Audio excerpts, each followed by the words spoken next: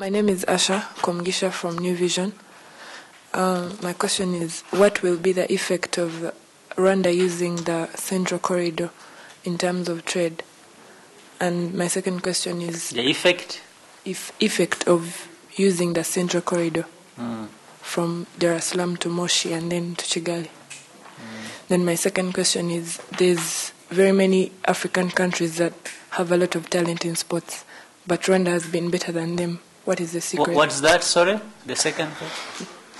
There are so many African countries that have a lot of talent in sports. A lot of talent? Yeah, in sports. But Rwanda has been, should I say, successful, more successful than they are.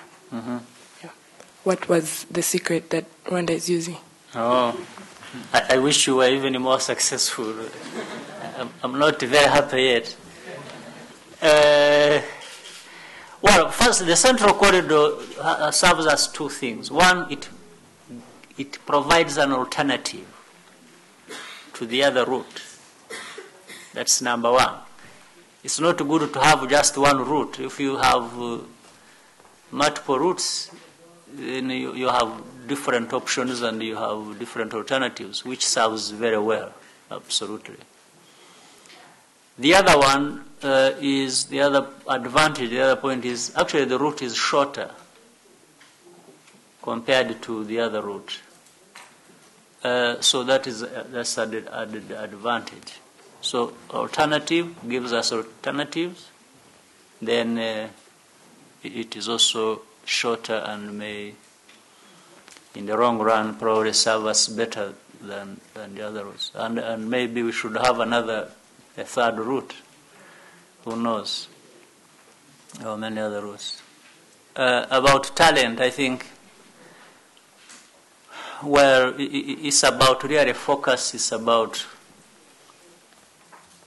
looking at where you put, it's an issue of priorities. Do we prioritize developing talent? And yes, and not only, and I agree, I'm sure everybody agrees that is the way to go. You need to develop the talent that is there out there, whether in sport, even if it is other things.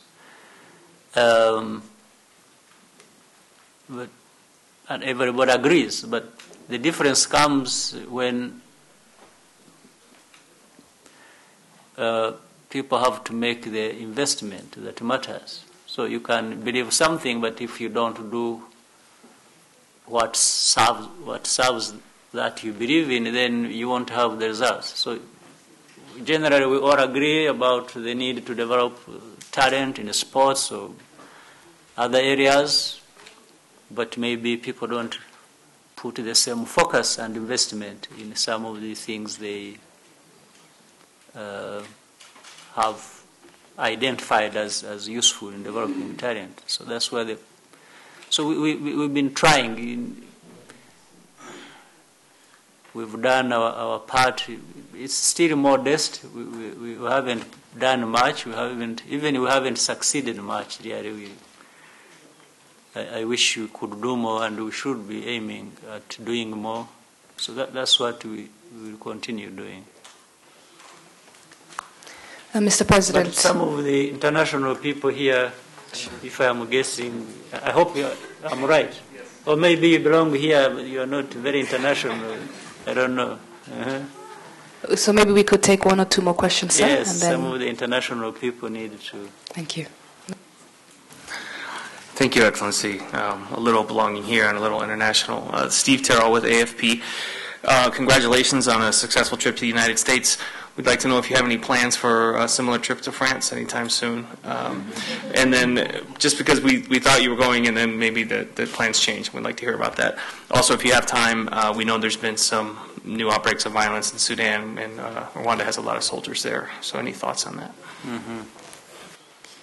Right, yeah. I think plans to visit France that are still being worked out. It's true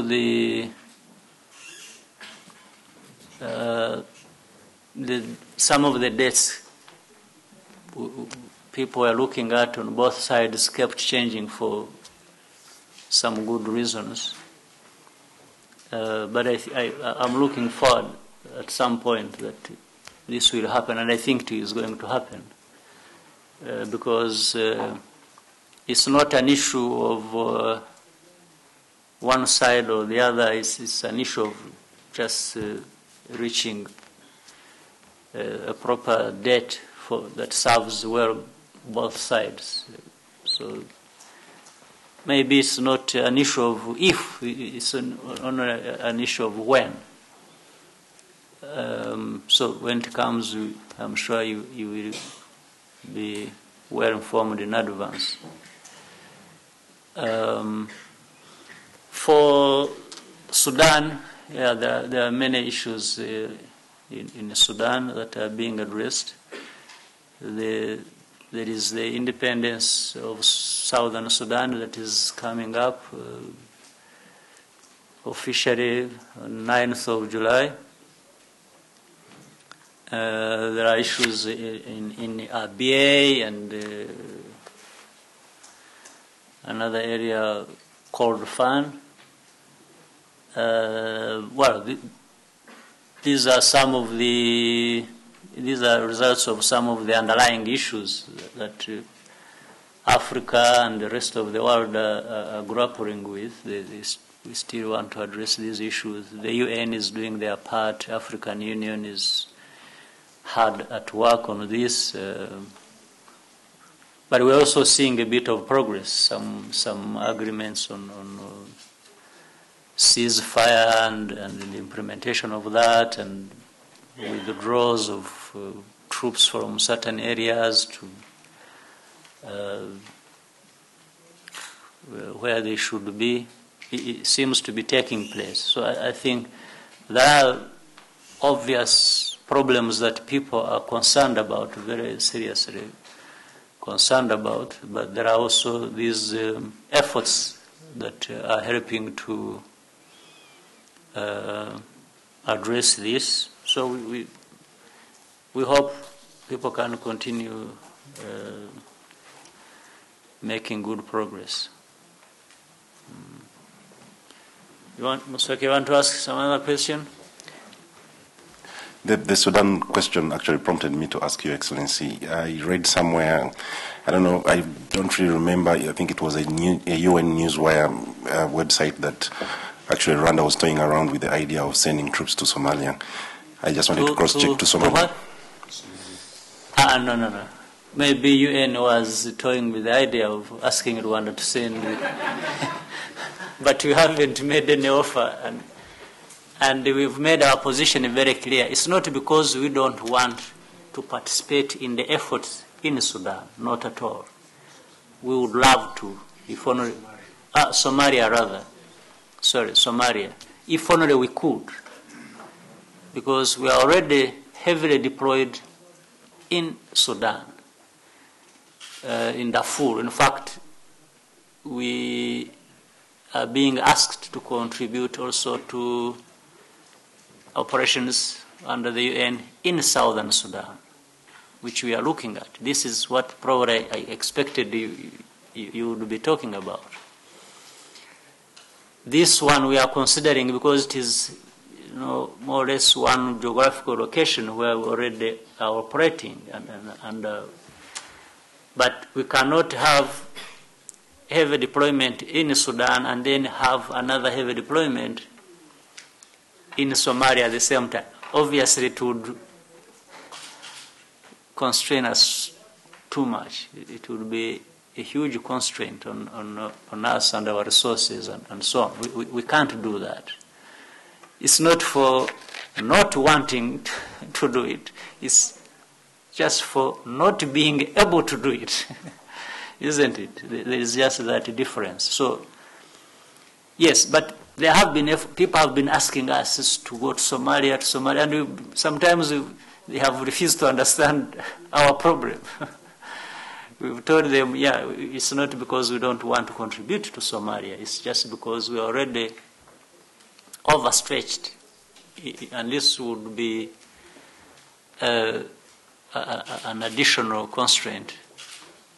If we were to, so there is no Somalia. I can assure you. Yes.